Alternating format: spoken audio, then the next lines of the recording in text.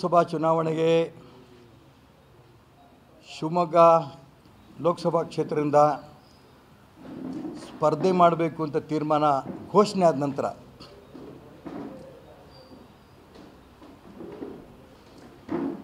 ಶಿವಮೊಗ್ಗ ಲೋಕಸಭಾ ಕ್ಷೇತ್ರದ ಎಲ್ಲ ವಿಧಾನಸಭಾ ಕ್ಷೇತ್ರಗಳು ಪ್ರವಾಸ ನಾನು ಮಾಡ್ಕೊಂಡು ಬಂದಿದ್ದೇನೆ.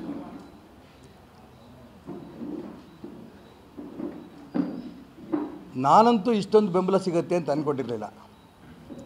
ನನ್ನ ನಿರೀಕ್ಷೆಗೆ ಮೀರಿ ಬೆಂಬಲ ಸಿಗ್ತಾ ಇದೆ. ಕಾಂಗ್ರೆಸ್ನಲ್ಲಿರೋಂಥ ವ್ಯಕ್ತಿಗಳು ಫೋನ್ ಮಾಡಿ ಹೇಳ್ತಾ ಇದ್ದಾರೆ, ಪರ್ಸನಲಾಗೂ ಬಂದು ಹೇಳ್ತಾ ಇದ್ದಾರೆ, ನಮ್ಮ ಮನೆಗೂ ಬಂದು ಹೋಗ್ತಾ ಇದ್ದಾರೆ, ನಾವು ಖಂಡಿತ ನಿಮಗೆ ಬೆಂಬಲ ಕೊಡ್ತೀವಿ. ಇಷ್ಟು ವರ್ಷದಿಂದ ಭಾರತೀಯ ಜನತಾ ಪಾರ್ಟಿಯಲ್ಲಿ ಇದ್ದಂಥ ನೀವು ಸ್ವತಂತ್ರವಾಗಿ ಸ್ಪರ್ಧೆ ಮಾಡ್ತಾ ಇರೋಂಥ ಸಂದರ್ಭ ನೋಡಿದಾಗ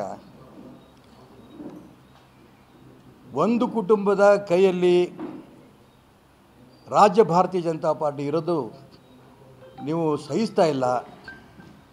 ಇಡೀ ರಾಜ್ಯದ ಕಾರ್ಯಕರ್ತರ ನೋವಿದೆ, ಆ ನೋವಿಗೆ ಸ್ಪಂದಿಸ್ತಾ ಇದ್ದೀರಾ. ಹಿಂದುತ್ವದ ಹೋರಾಟಗಾರರಿಗೆ ಅನ್ಯಾಯ ಆಗಿದೆ ಅನ್ನೋ ಮಾತನ್ನು ನೀವು ಹೇಳ್ತಾ ಇದ್ದೀರಾ. ಹಾಗಾಗಿ ನಿಮ್ಮ ವಿಚಾರಕ್ಕೆ ಸಿದ್ಧಾಂತಕ್ಕೆ ಮೆಚ್ಚಿ ನೀವೊಬ್ಬ ನಿಷ್ಠಾವಂತ ಕಾರ್ಯಕರ್ತರಾಗಿರೋದ್ರಿಂದ ನಿಮಗೆ ಪೂರ್ಣ ಬೆಂಬಲವನ್ನು ನಾವು ಕೊಡ್ತೇವೆ ಅನ್ನೋಂಥ ಅಂಶವನ್ನು ಇಡೀ ಜಿಲ್ಲೆಯ ಕಾಂಗ್ರೆಸ್ಸು ಮತ್ತು JDSನ ಅನೇಕ ಪ್ರಮುಖರು ಹೇಳ್ತಾರೆ. ನಿಜಕ್ಕೂ ನನಗೆ ತುಂಬ ಸಂತೋಷ ಆಗಿದೆ. ನಾನು ಅದಕ್ಕೋಸ್ಕರ ಹೇಳಿದೆ, ನನ್ನ ನಿರೀಕ್ಷೆಗೆ ಮೀರಿ ಬೆಂಬಲ ಸಿಗ್ತಾ ಇದೆ. ಈ ಚುನಾವಣೆಯಲ್ಲಿ 100ಕ್ಕೆ 100 ನಾನು ಗೆಲ್ತೇನೆ. ಗೆದ್ದು ನರೇಂದ್ರ ಮೋದಿ ಪ್ರಧಾನಮಂತ್ರಿ ಮಾಡೋದಕ್ಕೆ ಶಿವಮೊಗ್ಗ ಜಿಲ್ಲೆಯ ಮತದಾರ ಪರವಾಗಿ ನಾನು ಕೈ ಎತ್ತುತ್ತೇನೆ ಅನ್ನೋಂಥ ವಿಶ್ವಾಸ ನನಗಿದೆ. ದಿನ ನೂರಾರು ಫೋನ್ಗಳು, ಯಾವ ಕಾರಣಕ್ಕೂ ಹಿಂದೆ ಹೋಗಬೇಡಿ, ಮುಂದೆ ಇಟ್ಟಿರೋಂಥ ಹೆಜ್ಜೆ ಹಿಂದೆ ಸರ್ಕೋಬೇಡಿ,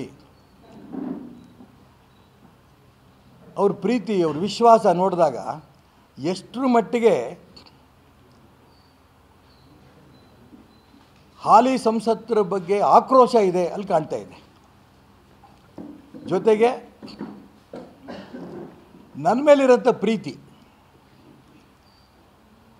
ನನ್ನ ಪಕ್ಷದ ಬಗ್ಗೆ ಇದ್ದಂಥ ನಿಷ್ಠೆ,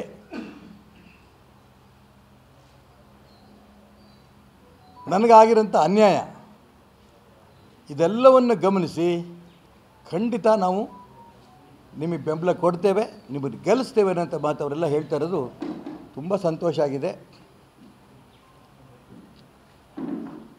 ನಾನು ಗೆಲ್ತೇನೆ.